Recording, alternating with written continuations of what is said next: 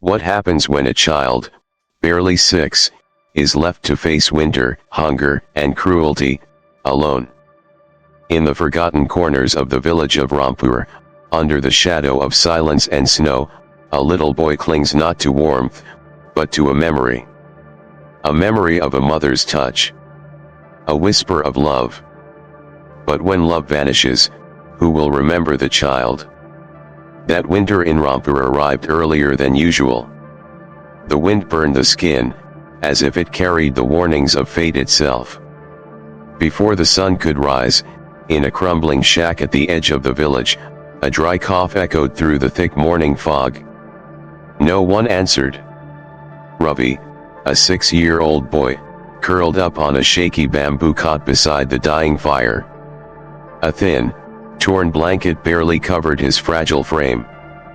His stomach growled, his lips were cracked, and his little hands had turned purple from the cold. But no one checked on him. No one even looked his way. The house had become nothing more than a shelter for a discarded body, and a life that no one wanted. 3 months earlier, Ravi could still smile. Each morning, as the sun awoke, his mother would hold him close, kiss his forehead, stroke his hair, and whisper sweetly, "My son grew taller again today." Ravi's world back then was simple, contained entirely in his mother's arms. But destiny, like a ruthless blade, severed that sacred bond. His mother died after a prolonged fever. No one had the money to take her to the district hospital. And no one knew that little Ravi, just over 5 years old, had stayed awake the entire night, clutching her cold, stiff body during the monsoon rain. From that day, the fire went out. The house grew cold. And so did the hearts of the grown ups inside. Ravi's father, Ramlal, wandered like a ghost for days before deciding to remarry. Soon after, a woman named Shanti entered the house as his new mother. She dressed neatly, spoke sweetly, even called Ravi "my little one" in the beginning. Ravi, innocent and starved for affection, believed her. He smiled again.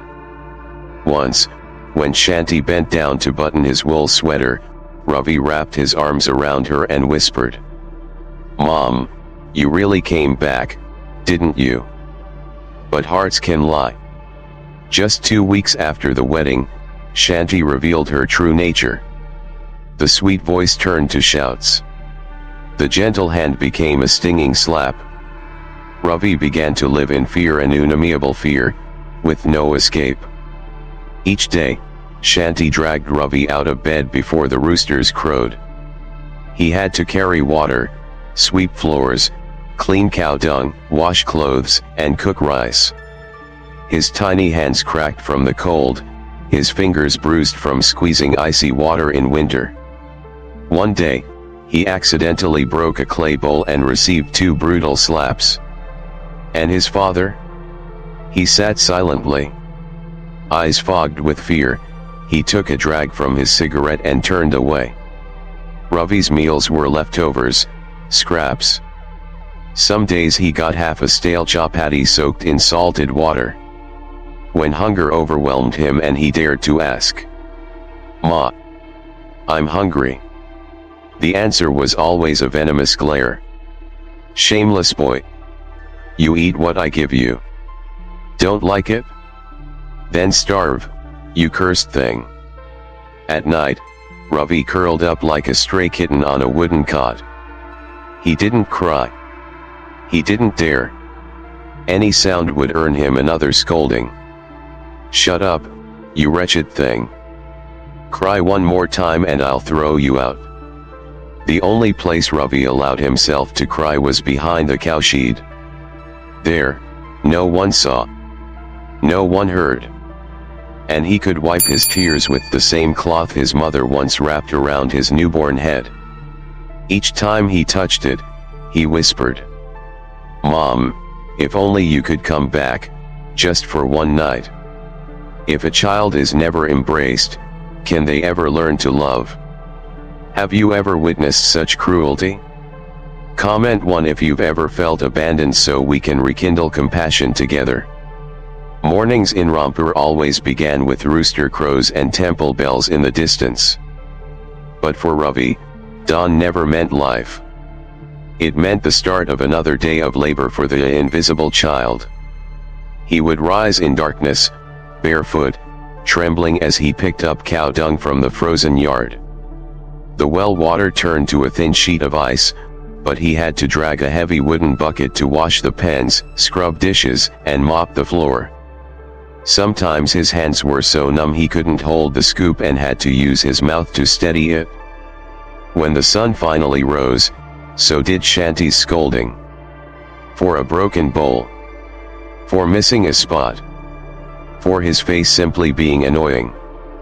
She never needed a reason, her anger always found one. And his father? Still just a shadow in the house. Ramlal, once a gentle man who hugged his wife and son, now hid behind smoke and silence. He feared Shanti.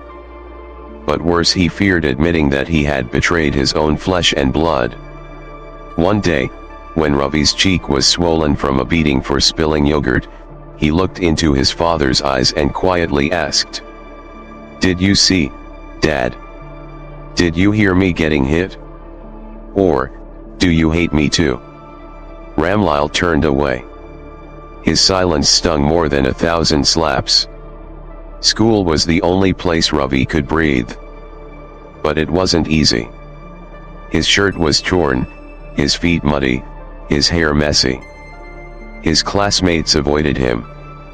At lunch, Ravi sat quietly, hugging his belly, eyes fixed on the fragrant tiffins of others. Sometimes, a crumb would fall and he'd pick it up, blow it off, and eat it. No one dared look. No one dared help. The teachers knew but just shook their heads. In this village, hunger and beatings were common. Ravi was just another name in the cycle of pain that no one bothered to ask. Next to Ravi's house lived a woman in her 40s. Her hair was streaked with gray, but her eyes were bright like a crescent moon.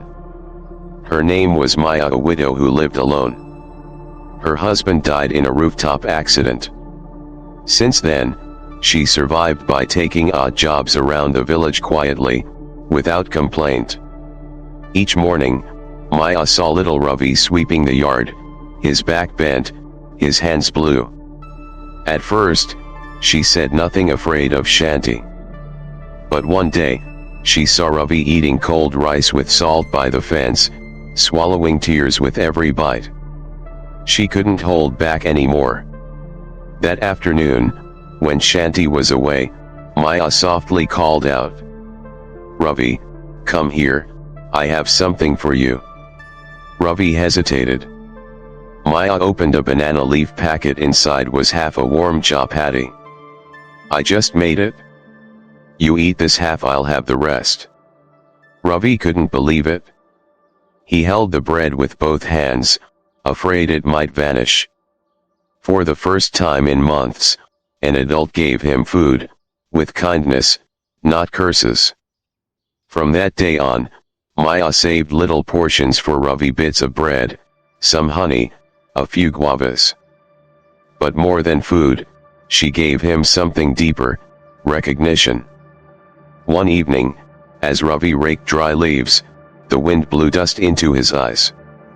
He rubbed them hard, but it still hurt. Shanti saw him and snapped. "Crying over a little dust? What are you, a girl?" Ravi ran behind the garden and sat down, weeping. Moments later, a gentle hand wiped his tears. It was Maya. "Don't cry. It'll only make your eyes worse." "But I don't want to be here anymore." "I know. But you must live. Because one day, the sky will side with those who have no one beside them."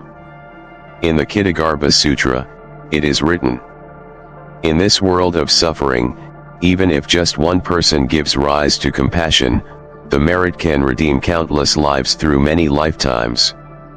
And in that moment when Ravi bit into that warm piece of bread offered by a widow, he touched compassion for the very first time. That winter dragged on like a sentence. Not just through the skin, but deep into the bone. While adults bundled under thick blankets, Ravi had only one torn sheet and the cold space beneath the kitchen loft. The house felt like a graveyard. Shanti curled up by the hot coal stove. Ramlal sat in silence, warming his hands, never glancing at his son. That night, the wind howled like it would tear the earth apart. Ravi had a fever. No one noticed. He didn't moan. Didn't cry. He just shook, clutching his belly, lips turning purple. "Mama, it's so cold, Mama." Though unspoken, his call shattered his own soul. By midnight, Ravi could bear no more. His head throbbed. His body burned. He stumbled to Shanti's door. "Mom. I'm hurting. I'm so cold." Shanti jolted awake, but instead of concern, she screamed, "Why don't you just die already? You want me to lose sleep? Get back to your place. Don't bother me." The door slammed. The sound of the lock echoed, like the gates of hell closing in his face. Ravi staggered back to his sleeping spot. He collapsed onto the floor like a lifeless body. A rat scurried across his hand, but he no longer had the strength to flinch. In his feverish haze, he dreamt of his mother, the gentle woman she once was, stretching out her arms to him across a field of wildflowers. "Mama, can I come to you now?" Everything began to fade. His breath grew shallow. His small body trembled with silent convulsions. At dawn, as Rampur village was still veiled in thick fog, Maya suddenly awoke with a jolt, an inexplicable sense of dread pulsing through her chest. She threw on a thick shawl and stepped outside. The wind howled. Leaves flew. But she kept walking. And then she saw the very thing her heart had feared most. Ravi, trying to sweep the yard with a broom twice his size, his face burning red from fever, his lips purple, his knees shaking like he might collapse. "Ravi!" Maya screamed as she rushed toward him and swept him into her arms. His body burned like hot coals, but his hands were ice cold. Why would they force a child to work in this cold? "He has a raging fever. What kind of monsters are they?" Without another word, Maya clutched Ravi tightly, kicked open Shanti's front gate, and marched straight into the house. Ramlal sat there like a stone statue. Shanti, lounging by the fire, acted as if nothing were wrong. "Are you blind? Can't you see he's burning up?" Shanti rolled her eyes. "That cursed boy is my problem. He's my husband's child, not yours. Who do you think you are to interfere?" Maya didn't respond. Her eyes flared like fire as she held Ravi tighter. "If you can't be his mother, then I will. From this moment on, he's my son. And no one will stop me from saving a dying child." She turned and walked out of that house like an angel without wings, needing no one's permission. Back at her home, Maya laid Ravi on her old, clean bamboo bed. She wiped him down with warm water, cooked ginger porridge, wrapped him in blankets, and sat beside him through the night. With one hand, she pressed a cool cloth to his forehead. In the other, she held her prayer beads, quietly chanting, "Namo Ksitigarbha Bodhisattva, please help this child survive." The tiny house warmed not from fire, but from love.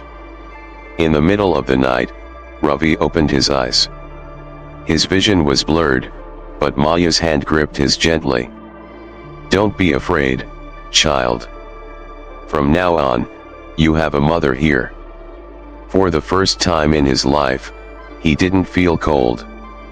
And he cried not from pain, but from emotion. His tear fell onto Maya's hand, warm and sacred, more powerful than any thank you ever spoken.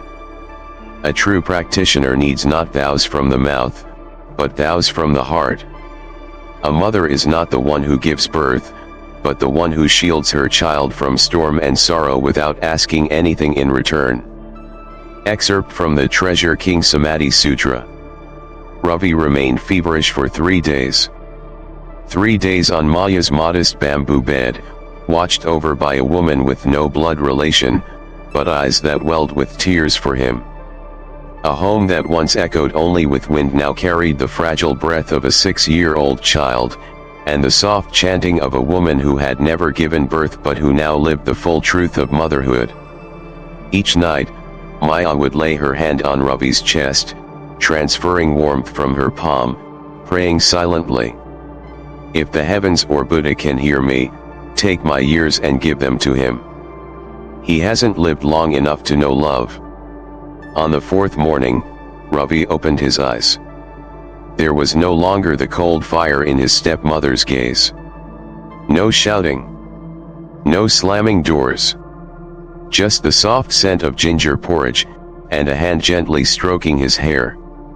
You're awake. Are you hungry? I made light porridge. Try a little, okay. Ravi nodded, then burst into tears. For the first time, he cried because he was loved. Not because of hunger, cold, or pain, but because someone saw him not with disgust or indifference, but with pure compassion. Maya sat beside him, wiping away his tears. You don't have to apologize for being fragile. A child isn't born to suffer. A child is born to be loved. From that day forward, Ravi officially moved in with Maya. No paperwork. No court order. He chose her. And she chose him, two wandering souls finally finding shelter beneath the same roof.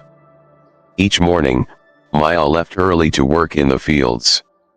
Ravi stayed behind to tend the fire, rinse rice, water the plants. When she returned, she always brought back 2 warm sweet potatoes, a ripe banana, and a bedtime story. Once upon a time, she said one night, there was a small deer who was injured. The whole forest abandoned it.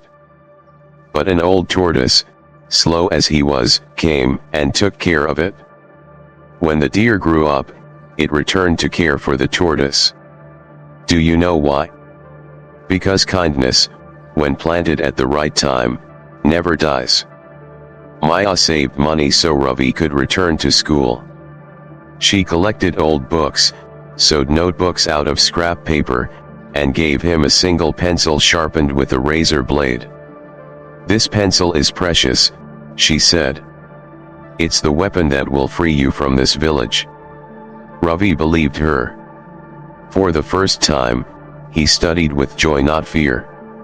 He learned quickly, read well, drew beautifully, and above all, loved writing. Each night, he scribbled in a little notebook. Today, Mama Maya smiled because I carried 2 buckets of water without spilling them. I was really happy. Ravi adored Maya with every ounce of his childlike heart. When he saw her nodding off at the sewing machine, he covered her with a cloth. When she coughed from rice dust, he fetched her water. Mama, now that I'm older, should I do something so you won't suffer anymore? Maya smiled. You don't have to do anything, just live kindly. But Ravi couldn't accept so little. A dream began to bloom in his heart. One day, I'll build you a home so strong. No one can ever cast you out of my heart. One afternoon, they passed the small village temple. Maya stopped to light incense. Ravi asked, Mama, what do you always pray for? Maya placed her hand on his head. Not for me. I pray for you to become truly human. Ravi blinked. But I am human, right? She smiled sadly. Not everyone born in human form lives like a human. Buddha said, to be born human is rare. To be good is rarer. And one who loves others is the rarest of all. Time flowed like a small stream over smooth stones. Ravi grew up surrounded by Maya's quiet but unwavering love. Life remained hard, the leaf-thatched roof still leaked when it rained, and meals were often just boiled greens and dry bread, but never once did he feel poor. Because beside him was someone who used sacrifice instead of words, and eyes that passed on hope. Ever since receiving that old pencil from Maya, Ravi studied late into the night. He bent over his notebook, underlining strange words. When the oil lamp ran out, he wrote under moonlight. When the moon was hidden, he used the kitchen flame. One day, his teacher summoned Maya to school. She panicked, fearing Ravi had done something wrong. But the teacher only smiled. You should be proud. This boy has a rare memory, and a will I've never seen in children from this village. Maya smiled quietly. That evening, she cooked hot rice and Ravi's favorite soup. Why so much food today, Mama? Because today, you made me proud.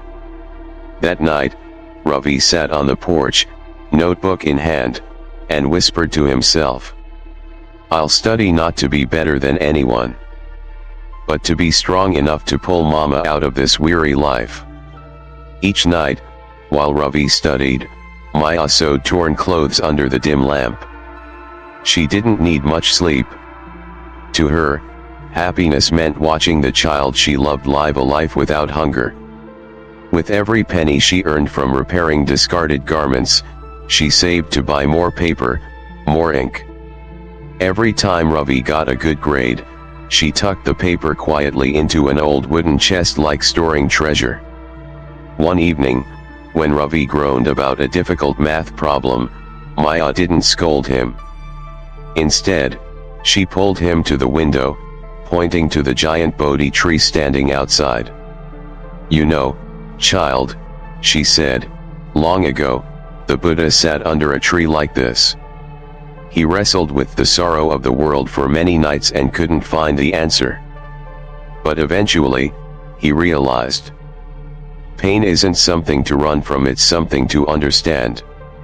Math is the same. Don't avoid it. Face it. Ravi's eyes widened. He didn't fully understand. But something stirred inside him, a calmness. An awakening. Ravi resolved to study day and night to pass the Class 10 entrance exam. A high score would grant him a district scholarship, a step toward escaping poverty. The night before the exam, Maya quietly slipped into his bag a wooden prayer bead necklace, the only thing her late husband had left behind. Take this with you like taking me with you. Ravi clutched the beads, eyes misty. I promise. I'll pass. So you never have to sew at night again. 2 months later, when the exam results were posted at the school gate, Ravi stood silently. He didn't jump. He didn't scream like the other children. He simply placed his hand on the sheet where his name appeared. Ravi Kumar, ranked number 1 in the entire grade. When he returned home, he said nothing. He just handed the paper to Maya. She read it, then collapsed onto the bamboo chair, covering her face and sobbing. But this time, her tears were for joy. My son, finally has a future. That night, Ravi sat on the porch, looking toward the far-off horizon where the city lay beyond sight. I will keep going, Mama. I'll study even harder. Not just to change my own life, but to prove one thing. A child saved by love can one day help save the world.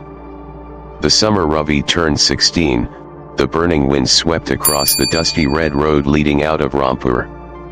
The village children still flew kites, the school drum still beat as it always had. But something was changing. Ravi was leaving. One evening, after a simple dinner of stir-fried vegetables and cold rice, Ravi sat upright across from Maya. "Mama, I've thought it through. I want to go to Delhi. I need to work, to earn money, and to continue studying.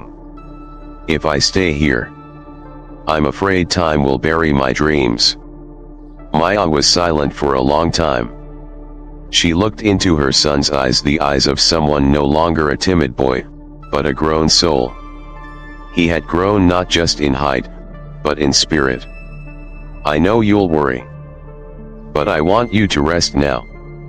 No matter what happens, I will always be your Ravi." Maya nodded, eyes red with emotion. "I won't hold you back. Because to hold you is to chain your destiny. But remember, don't lose yourself in a world too full of people. And if it ever hurts too much, call me. Even if all I hear is your sigh, I'll still be listening."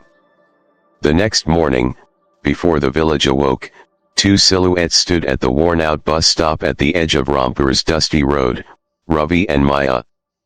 He carried an old backpack, a bottle of water, a notebook, and a small bundle Maya pressed into his hands. "Ginger tea, dry biscuits, and that wool scarf I knit when you had your fever, remember?" He nodded. Holding the bundle felt like holding his whole childhood. As the engine roared, Maya ran after the bus for a few steps, calling out, "Ravi, no matter where you go, Mama will always be home." He didn't dare look back. Because if he did, he might not have had the strength to walk forward. 3 hours later, Ravi stepped into the city of Delhi. He was stunned. Traffic flowed like waterfalls. Strangers rushed by without making eye contact. High-rise buildings. Flashing signs. Honking horns. No one smiled. No one spoke kindly. He felt like he had crossed into another realm where speed corroded the human soul. For the first 3 days, Ravi slept in a park. His money bought only a loaf of bread and a small bottle of water. He wandered the streets looking for work, but everyone waved him off. "No ID. No diploma. You're too young, what can you even do?" On the 4th night, curled beside a market wall, Ravi reached into his pocket and pulled out the notebook Maya had given him. Inside was a small folded note, the handwriting shaky. "If one day you feel lost, remember you are Ravi, the boy who survived hell. No place can break you now. Mama Maya." He cried. Silently. His tears soaked into the old wool scarf still faintly scented with smoke from the distant kitchens of Rampur. On the 5th day, Ravi found a job at a roadside food stall. Washing dishes.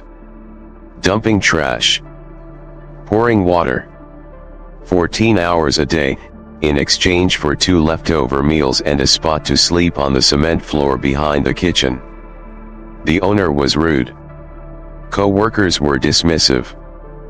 But Ravi never complained. Every night, he wrote in his journal, "Washed 500 dishes today. Didn't cut my hand once. Tomorrow, I'll try harder to prove I'm worth keeping." And at the bottom of each page, always, "I miss you, Mama." Those who live among the dazzling world without forgetting who they are the ones who carry light through the dust of life. Adapted from the Lotus Sutra. Though Delhi was harsh, Ravi kept a piece of home in his heart. And that was what saved him from becoming another nameless shadow in the city's heartless machinery. A year passed since Ravi first arrived in Delhi. He still worked at the gritty food stall near the old bus depot. Washing dishes, sweeping floors, carrying trays. From 5 a.m. to past 10 p.m. every day. He ate leftover rice, slept on a tarp in the kitchen corner, and used a plastic bucket as a pillow. But no one knew beneath that grease-stained shirt, a heart was quietly forging strength from hardship. One evening, after scrubbing the last stack of dishes, Ravi swept the floor as usual. The owner, Mr. Jaganlal, sat at the counter, counting bills. Suddenly, Ravi spoke up. "Sir, I noticed we sold more ginger tea today. Maybe it's the cold. Tomorrow, we could try adding cinnamon and licorice root. It might taste better." Mr. Jaganlal looked up, surprised. This boy had never said anything before besides yes and sorry. "What do you know about tea?" he barked, but his eyes betrayed curiosity. Ravi replied softly. "My mother used to make tea for farmers. They said it gave them energy for the whole day." The next day, the weather turned cold again.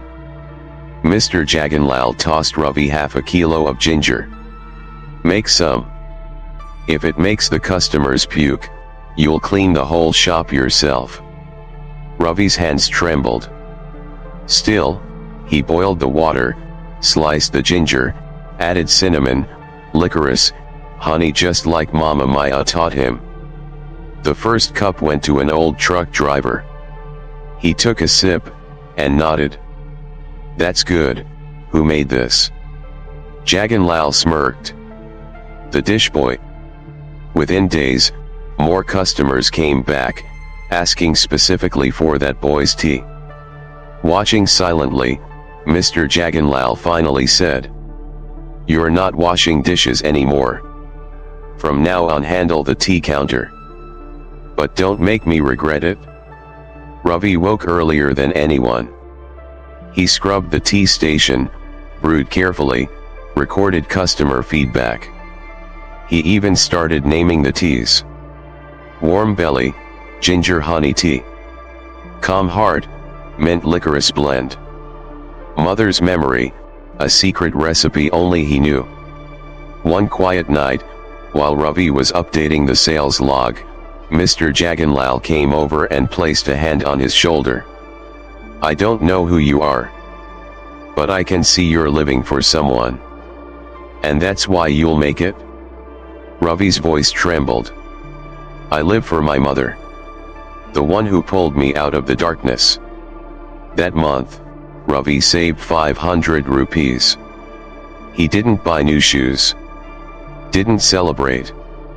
He went to the post office and mailed it with a postcard to Maya. "Mama, for the first time I can send money to you. I'm good at making tea. Customers keep praising me. Please stop sewing so late at night. I promise, this is just the beginning." Late one night, Ravi hand-painted a sign in charcoal and placed it at the front of the stall. "Chai Maya." As warm as a mother's embrace. People passing by smiled. And slowly, the name began to spread. Regulars stopped asking for ginger tea. They said, "One Maya chai, please. And a little blessing to go with it." Filial piety is the root of being human. A heart that honors its mother is rich even in poverty, undefeated even in failure. From the Sutra of the Virtuous. Ravi never sought fame. He only wanted to send money home so that Maya would no longer struggle. But sometimes, success finds those who never chase it, only live their truth. Ravi turned 18. The Chai Maya stand had become a small tea shop on the city curb, tin roof, wooden tables, and flower pots planted by Ravi himself. The name wasn't just a brand. It was a quiet tribute to the woman who saved him from the itch. Each morning, as the first sunlight pierced the skyline, the scent of ginger tea drifted through the street. Customers often asked, "That dish boy, he's really the owner now?" Ravi only smiled softly. In his eyes was a calm that knew both peace and vigilance. Every month, Ravi sent money home. And every package came with a handwritten note. "Mama, I sold a record batch of tea yesterday. A truck driver called me the little boss. I smiled all day. I miss you. Back in the patched roof house in Rampur, Maya kept her routine, sitting by the window, waiting for the mailman. When the letter came, she placed her hand on the trembling words, as if touching her son's face. One day, Ravi sent enough money to repair Maya's leaking roof. And in Rampur, the forgotten village of his childhood, his name, once buried in silence, returned to the town's gossip. Ramlal's son sending cash like water to that Maya woman. They say he runs a tea shop in Delhi, famous too. That Maya sure knows how to raise a child. Eventually, the news reached Shanti. The woman who once shoved burnt rice into Ravi's hands with a scornful sneer now sat frozen beside an oil lamp, gripping her skirt tightly. That money should have been mine. That evening at dinner, Shanti quietly set down her chopsticks and turned to Ramlal. Do you remember Ravi? He mumbled weakly. That boy we raised. Now he's earning money regularly. And giving it all to a stranger. While we the real parents sit here eating cold leftovers. Ramlal said nothing. Because deep down, he knew exactly who raised Ravi, and who abandoned him. But Shanti wasn't done. From that day on, she went around the village, house to house, spreading rumors. She accused Maya of stealing her son, casting spells to keep his money, and driving a wedge between blood relatives. When Maya heard, she simply sighed. We can't silence the world's tongue. But we also don't need to lower ourselves to explain to those who rejected us from the beginning. That night, when she wrote to Ravi, she almost left it out. But with trembling hands, she penned, My dear son, there have been some unpleasant things said about us here in the village. But don't worry, I'm okay. I don't need others to understand. It's enough for me that you continue living kindly. Ravi read the letter. His eyes blurred with tears. He had forgiven. But he could never forget the freezing moment years ago, when he stood at Shanti's door, and was driven away like a sick stray dog. He sat in meditation by candlelight, in front of a small altar bearing a statue of Ksitigarbha Bodhisattva, the one Maya had sent him. I vow to keep my heart still. I will not argue, I will not defend. Because those who live in truth don't need to shout to prove they're right. The true practitioner, when wrongly accused, does not argue. When slandered, does not seek revenge. Because they know time and karma are the fairest judges of all. Dhammapada, verse 256. Ravi understood. The further one travels, the harder the shadows of the past try to pull them back. But if one's heart holds light, no darkness can swallow a soul that once rose from the depths of hell. News that Ravi is making money like water in Delhi spread through Rampur faster than the monsoon wind. And while Maya used that money to fix her roof, rebuild the fence, and help neighbors repair their wells, Shanti began to calculate. No longer just whispers. Her greed stepped into the daylight, bold and shameless, demanding a share. One morning, as Maya was sweeping the yard, Ramlal appeared. He looked older, hunched, his eyes avoiding hers, as if hiding something. Holding a straw hat in his hands, he stammered, Maya, I have something to ask. Maya paused, nodded, and invited him in. She brewed tea with the same hands that once saved Ravi's life. But before the first cup was finished, Ramlal cut in like a knife. Ravi is my son.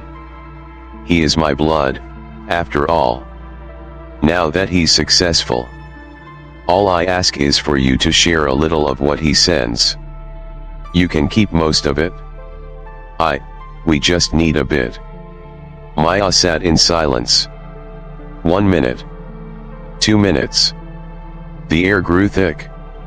Then she gently asked, "Do you remember when that child had a fever and convulsed in the freezing yard?" Ramlal lowered his head. "When he was beaten, starved, and cursed as a jinx, what did you do? When I held him in my arms while the whole village mocked me, what did you say? Now he's grown, and suddenly, blood matters. Did you ever wipe his forehead? Did you ever give him a bowl of warm rice?" Maya's voice was calm, yet every word struck like a bell on the heart of the dead. Ramlal could not respond. The very next day, Shanti stormed into Maya's yard with 3 neighbors behind her. She shouted across the yard, "Maya, I've come to reclaim the child I raised. You lured him away, stole his affection, and now you take all his money. What right do you have to benefit from what I earned?" Maya stepped outside, as calm as ever. She didn't argue. She didn't shout. She simply replied, "I never wanted your child. I only kept the child I once saved from death. As for the money, he sends it of his own will. If you believe it's unjust, take it before the village council." 3 days later, an emergency village meeting was held. Location: the old cultural hall of Rampur. Attendees: the village head, elders, residents, and the 2 women at the center, Shanti and Maya. The whole village gathered. All eyes turned to the 2 women. One who had once cursed her stepson. The other, a widowed woman who cradled a child not of her blood through many winters. The village chief began. "We're here today to resolve a matter regarding the money Ravi sends. One claims to be his stepmother. The other, his caretaker. But first, let's hear their hearts." Shanti stood up, tears running down her face. Her voice trembled, as if forced. "That boy is my husband's son. I raised him for years. Even though I'm a stepmother, I still cared for him. Now that he's earning, I just hope he remembers the one who raised him." The hall fell silent. Some elderly women shook their heads. Those who had once seen Ravi eat dry rice, tremble in the rain, or get slapped till his lips bled, they knew that so-called care was a lie. Then Maya stood. Her back was still straight, her voice soft, but her eyes were the eyes of a mother who had wrestled death to protect a child no one wanted.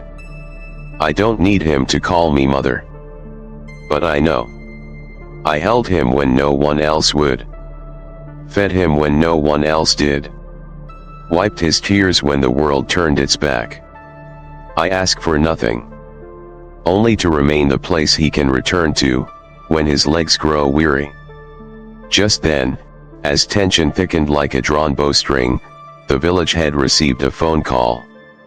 It was Ravi. He put it on speaker. Ravi's voice rang out clear and steady. "This is Ravi. I know there's a meeting today. Let me be clear. I don't send money because of blood. I send it because of the heart. And in my heart, there's only one mother. The one who fed me spoon by spoon when I lay dying. Those who once saw me as a burden. Feel free to continue doing so. I do not need their recognition." The hall erupted not with applause, but with a collective sigh of relief. Because the truth had finally spoken. Birth is a blessing, but nurturing is a vow. One who offers warmth on a cold night surpasses even blood. Excerpt from the Contemplation of the Mind Ground Sutra. Shanti fell silent. Ramlal bowed his head. And the villagers looked upon Maya with newfound reverence. From that day forward, they called her the Great Mother of Rampur. One early winter afternoon, A silver-painted bus rumbled to a stop at the edge of Rampur. Dust billowed. The children playing near the temple paused to watch a tall man step down. His hair was slightly long, shirt white and plain, carrying a faded canvas suitcase. It was Ravi. 5 years had passed. The frail boy had become a poised young man. But in his eyes there was still a softness. A place reserved for a mother not bound by blood. At the gate of Maya's house, Ravi paused. The house had been rebuilt with sturdy bricks, a red-tiled roof. But the bamboo fence she'd always loved remained untouched. As he opened the gate, he heard a gasp. "Ravi.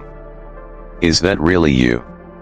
Maya, now almost entirely gray-haired, ran out, her smile bright as sunshine after rain. She wrapped her arms around him. They stood there in the yard, speechless. Just heartbeats, and tears falling onto his shoulder. "Mama. I'm home. I didn't build this house to show off. I just wanted you to have a roof that wouldn't leak. You came home, and that's enough for me." The next afternoon, Ravi asked for permission to walk around the village. He stopped before his old house, the place that had once been his childhood hell. The wooden door had rotted. Moss grew thick in the yard. The walls were cracked and crumbling. An old neighbor whispered, "Since you left, that house has never heard laughter again." Ravi stepped inside. His shoes creaked against the brick floor. Every corner brought back waves of memory. The spot where he was beaten for breaking a bowl. The spot where he curled up hungry on freezing nights. The spot where he was scolded for asking for more rice. He placed a white flower on the floor, as if burying the past in a silent ritual. "I don't hate you, but I'll never forget. All I ask is to let it rest in peace." Ravi visited his biological father, Ramlal. The house was quiet. Ramlal sat on the doorstep, hands trembling as he wove strips of bamboo. When he saw Ravi, he froze. After a long pause, he finally said, I don't deserve to call you son. But I'm glad you've lived well." Ravi didn't nod. Didn't shake his head. He simply replied, "If you want to know what raising a child truly means, look at Mama Maya. You didn't lack chances. You lacked courage." Then he pulled out an old cloth, the very one his birth mother had wrapped him in, and tied it together with the prayer beads Maya once gave him, placing them gently in Ramlal's hands. "These are my two mothers. One gave me a body. The other saved my soul. Live the rest of your life well." Shanti heard Ravi had returned. She tried to visit. Wearing an old sari, holding a bag of sweets, she approached Maya's home, but didn't step in. "Ravi. I'm sorry. I was wrong. But who hasn't made mistakes? I think of you often. I can't sleep when I recall your words at the village meeting." Ravi didn't look at her. He stood beside Maya and replied firmly, "I'm not angry. But I won't relive a nightmare. Everyone has the right to change. But no one has the right to demand to be accepted again." Shanti lowered her head and turned away. The village children watched in silence. No one laughed. But in every heart, they understood that some things come too late. Forgiveness is the virtue of the wise. But distance is the boundary of those who have been wounded. A practitioner must know, letting go isn't forgetting. It's choosing not to hurt anymore. Excerpt from the Vimalakirti Sutra, on the unattached mind. Ravi had come home, but not to seek justice, only to close the old chapters with his own hands. That spring, Rampur bloomed with bright red silk cotton flowers. The village atmosphere had changed. No more whispers, no more suspicious glances. Now, whenever Ravi passed by, people smiled and nodded. Children waved, and adults teased. "The Chai Maya owner is back." Ravi smiled in return. But his eyes always searched for one person, Mama Maya. She no longer worked in the fields. After nearly collapsing from back pain, Ravi had insisted, "Mama, just rest. Read. Garden. Let me handle the rest." One evening, as life quieted, Maya gently placed her hand on Ravi's shoulder and asked a question she had held in her heart through many moons. "Son, be honest with me, do you ever plan to start a family?" Ravi fell silent. That question had lived in his heart too, just never quietly enough to speak. "I used to think I didn't deserve it. Someone like me once abandoned, raised only through your kindness. I feared I wouldn't know how to be a husband. Or a father." Maya smiled warmly. "No one is born knowing how to love the right way. But someone who loves his mother will learn to love a wife and a child. And if you don't learn to believe in love, then have I raised a man afraid of life?" A few days later, Maya handed Ravi a small piece of paper.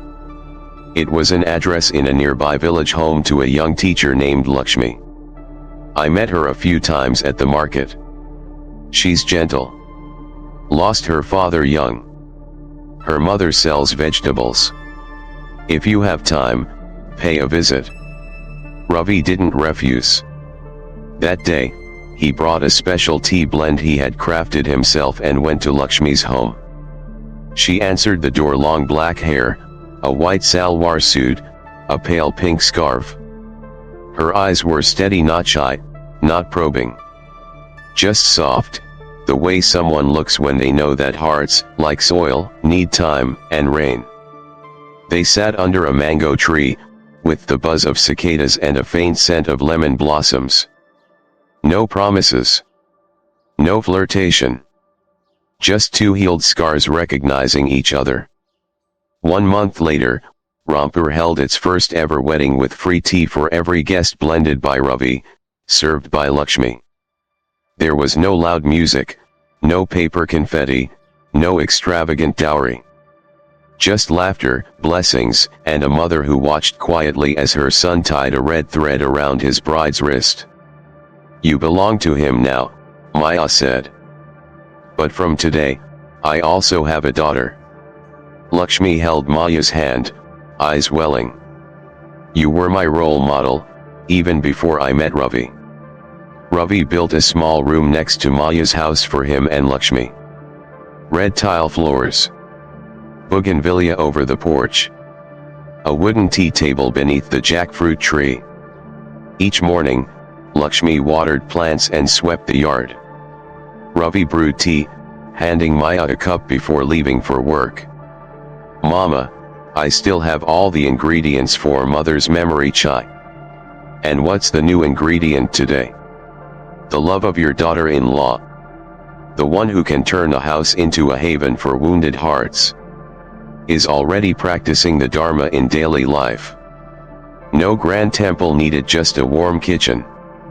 No gongs or bells, just laughter on the porch." From the lay practitioner's Aspiration Sutra. Rampur now had a new couple, not loud, not flashy. But everyone knew. They were living proof that devotion, if nurtured, could bloom into joy. One summer morning, sunlight filtered through the bougainvillea and landed softly on the steps. Lakshmi stood in the kitchen, hand on her growing belly. She looked out to see Maya washing vegetables, and Ravi wiping a wooden chair, preparing the cradle for their soon-to-arrive baby. The house was small. But every step, every smile, every "Mama, I've made the tea," made it feel boundless. When Maya heard Lakshmi was pregnant, She stood still for a moment, then smiled, eyes shining with tears. At last. I'm going to be a grandmother. Ravi said nothing. He simply placed his hand on his wife's belly and whispered, "Forgive me, child. Your father once grew up in shadows. But I swear, you will never live the way I did." One evening, Ravi received a letter from an old friend in Delhi, once a loyal customer of Chai Maya. "Ravi, I'm launching a tea chain and want you as my partner to lead the honest tea division starting in central Delhi. I'll handle capital and space. You bring the recipes, your soul, and your story. Think about it." Ravi read the letter. Then looked over. At his wife knitting a baby sweater. At his mother counting rice grains for dinner. His heart began to split. That night, Ravi couldn't sleep. He stepped into the yard and sat beneath the old jackfruit tree. The wind was gentle. His shirt still smelled faintly of tea. The years in the city returned: dust, cold meals, damp mats, and Maya's voice long ago. "Son, if one day you face two roads, one leading to success, one leading to peace, ask your heart, what does it want for those you love?" Ravi closed his eyes. His heart answered, "I want both. But if I must choose, I choose warmth. I choose laughter. I choose the way Mama looks at me with faith." Ravi wrote back, "Thank you for believing in me. But for now, I hold a treasure greater than any business. An elderly mother, a loving wife, and a child not yet born who needs me near. When tea can bring happiness back home, I'll step out. But for now, I choose to stay under this little roof." A month later, Lakshmi gave birth to a baby boy. When his first cries echoed through the red-roofed home, Maya burst into tears. "That's the first baby's cry that ever made me happy." Ravi named his son Kiran, a little ray of light. "Because you came from the shadows I once survived. And now, our home has a new lamp." Final scene, a morning like any other. Mama Maya feeds fish by the well. Lakshmi hangs baby clothes to dry. Ravi carries little Kiran out to the yard, placing him in a small wooden cradle under the bougainvillea. He makes tea for his mother, for his wife. They sit together. Not many words. But the wind, the light, the child's laughter say everything. One who shelters a child's laughter beneath their roof, one who brews tea in peace, has already built a pure land in their own home. From the sutra on cause, effect and gratitude, Ravi didn't open a tea chain in Delhi, but in Rampur beside a small tea stove, amid voices calling Papa, Grandma. He had opened a realm of happiness that no city could buy. 6 months after baby Kiran's birth, Ravi received an invitation from the local government. The Warmth and Culture Festival was coming to Delhi's Central Park, and they wanted traditional tea brewers with meaningful stories to join. One organizer, a journalist who had once written about Ravi, said, "You don't just make tea. You tell stories through tea. And if there's one story worth sharing, it's the story of your mother." Ravi was silent for a long time. Then he turned to Maya. "Mama, if you had a chance to tell the world who you are, would you?" Maya smiled quietly, but her eyes gleamed brighter than ever. "If I speak, it won't be to earn sympathy, but to let the world know. Kindness, when big enough, can save an entire life." 3 days later, in the heart of Delhi's largest park, a small bamboo booth was set up. A wooden sign read, "Chai Maya, tea, and a story of a mother." No red banners. No glossy posters. Just 3 wooden chairs. 1 old copper kettle. A silver-haired mother sitting silently beside boiling water. And Ravi brewing tea with the same hands that once washed dishes to survive. Passers-by stopped. Sat down. Sipped. Some asked, "What's special about this tea?" Ravi smiled.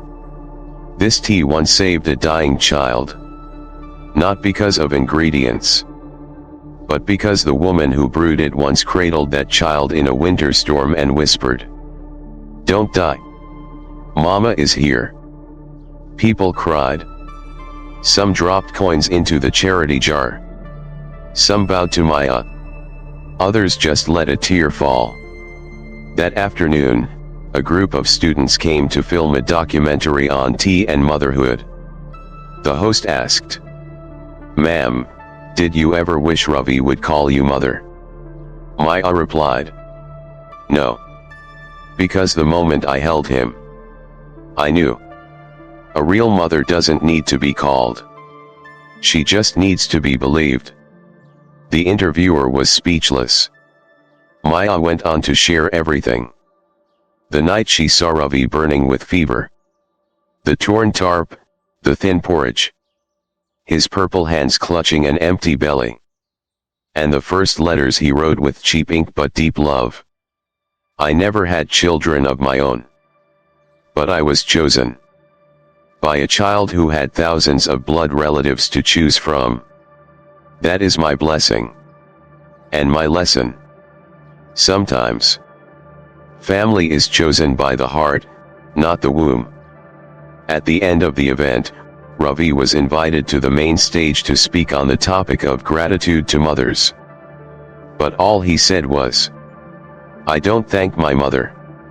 Because to thank her would mean I thought she owed me something. But she's the one who paid every debt life gave me with a bowl of porridge, a cup of tea, and a sleepless night. I just want to live a life worthy of the woman who saved me from being forgotten." The entire audience stood up. No one clapped loudly. They simply rose, bowed, and stood in quiet reverence. When a single flame is lit in a noisy city, it doesn't dim the other lights. It simply reminds us that true light comes from stories the world tried to forget. Excerpt from the Chronicle of Silent Radiance. And that night, in a city of 1,000 lights, one small tea stall never went dark. Because in that place, there was a mother once left behind, a son once rejected, and a story that had never stopped living. That autumn, the air in Rampur was cool and jasmine lined the paths in white bloom. Ravi had just returned from Delhi with his wife and children after the Chai Maya event. In their suitcase was a national cultural honor. In his hand a contract inviting him to open a tea shop in Japan. The biggest offer he had ever received. But Ravi didn't rush to accept. What he longed for most was to sit beneath the eaves, hear Mama Maya's soft cough as she sat in the sun, and witness his youngest daughter take her first steps. Ravi's second child, little Anandi, had just turned 1. Mama Maya lovingly called her baby Bodhi because her eyes are round, but her spirit is still. Like someone who suffered, yet still knows how to smile. One afternoon, while Ravi swept the yard and Lakshmi hung laundry, Anandi let go of her chair, and took her first steps. No one held her. No one reached out. Except for Mama Maya, who leaned forward from beside the stove and opened her arms. "Come to Grandma, my little Bodhi." And she walked. Tiny steps that echoed deep in the earth. Ravi and Lakshmi froze. When the baby fell into Maya's arms, the old woman held her close and cried like a child. "Your father took his first steps right in this corner. But no one reached for him. Today, I catch you both." And with that, I have no regrets left in this life. That night, after everyone had gone to bed, Ravi sat with Mama Maya under the veranda. The moon was bright. The scent of magnolia drifted by. She spoke first. "Son, I feel this body is ready to rest." Ravi didn't respond. But his hands clenched into fists. "Not because of illness. Not from sorrow. But because my vow is fulfilled. A child not of my blood has become a good man. A home now echoes with children's laughter. A story has been heard by the world." She turned to him. "Don't cry when I'm gone. Just brew a pot of mother's memory chai. Invite the village. And tell the children. There was once a mother. Chosen by a child. And she never once regretted it." She placed her old sandalwood prayer beads in his hand. "Don't build a shrine for me. Don't carve a gravestone. All I ask is that once a year, you brew a sincere pot of tea. Serve it to single mothers, lonely elders, orphaned children. And in that warmth, I will live again." When a mother can part from life with a smile, it means she has already become wind, tea, and a gaze in her child's eyes. The truly living need no body to keep loving. Avatasaka Sutra, chapter on inconceivable liberation. That night, as Ravi gently held the beads in his hand, he understood. No one is ever truly lost. Those remembered with gratitude live forever. The following spring, Rampur felt different. Not because of the newly paved roads or the restored temple roof, but because the little home no longer echoed with Mama each morning. Mama Maya passed away one quiet afternoon, beneath the bougainvillea in full bloom. A faint smile still touched her lips. Her fingers rested loosely on the old beads. Beside her sat a cup of tea, half full. No one wailed. The entire village lit candles. Flowers were laid in silence. Children she had once taught lined up, each holding a cup of tea. Mama didn't want music or drums at her farewell. She only asked for cups of tea served with both hands, and a grateful heart. 3 months after her 49th day memorial, Ravi built a small bamboo hut on the hill behind the village. On the front hung a wooden sign. "Tea Garden of Mother's Memory. A cup of tea. A life comforted. No price. No cashier. Everyone was served equally from beggars to businessmen. If you've ever been hurt, lost, orphaned, or lonely, have a cup of Mother's Memory chai. Just like Mama once served me with all her love." The story of Tea Garden of Mother's Memory spread. Newspapers, TV, and YouTube covered it. But Ravi never gave interviews. He only said, "I'm not the story. My mother is. She's the one who taught me how to change the world with a teapot." Visitors came from afar. Not to take pictures, but to sit quietly, to drink, and to cry. On one wall, a wooden plaque read, "If you've lost your mother, if you never had one, if you dream of becoming one, sit here. Let your heart be held through this tea." When Anandi turned 6, she asked Ravi, "Papa, why do people cry when they drink our tea?" Ravi bent down, ruffled her hair. "Because they were hungry. Not for food but for love. And this tea is the hug they've always dreamed of." Anandi nodded. She began learning how to boil water, slice ginger, and pour tea with both hands, never spilling a drop. And every time a guest left, she pressed her hands together and said, "Grandma said tea brewed with filial love can heal a broken heart." One full moon day, as lotus flowers bloomed in the pond behind the hill, the whole village gathered for Mama Maya's memorial. There were no stone altars. No eulogies. Just one ritual. Everyone brewed a cup of tea, placed it on the table, and wrote, "Thank you, Mama. You didn't give me life. But you gave me life again." Finally, Ravi stepped forward, bowed, and said, "I'm not sad that Mama is gone. Because I know. Every time someone finds comfort in a cup of tea, she has come home again. A cup of tea cannot end hunger. But it can rescue someone from despair. A single hug may not change the world. But it can change a person. And that person might change the world." The Heart of Tea Sutra. Handed down by those who were once held by a mother in life's storms. The end. Chai Maya is not just tea. It is a way of life. A life lived like Mama Maya's. Quiet. Patient. Expecting nothing. And yet, capable of making thousands weep. From a single sip of tea on a windy evening. So if you're holding this story in your heart right now, don't let it fade like steam from a forgotten cup. Perhaps you, too, have known a woman like Mama Maya. Or maybe you've been that child, waiting for someone to reach out with warmth, not words. Then brew a cup. Sit down. And remember her.